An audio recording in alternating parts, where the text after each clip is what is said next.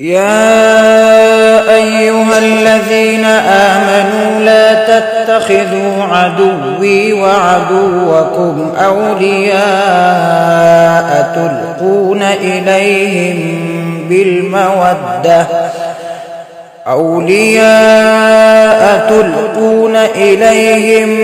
بالمودة وقد كفروا بما جاءكم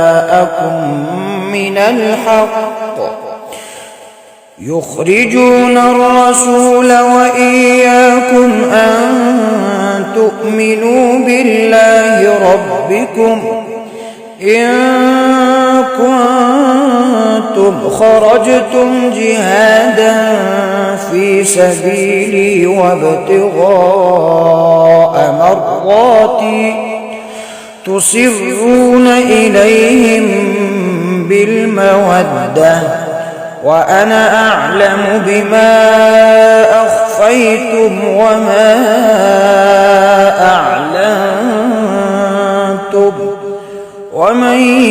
يفعله منكم فقد ضل سواء السبيل إن يثقفوكم يكونوا لكم أعداء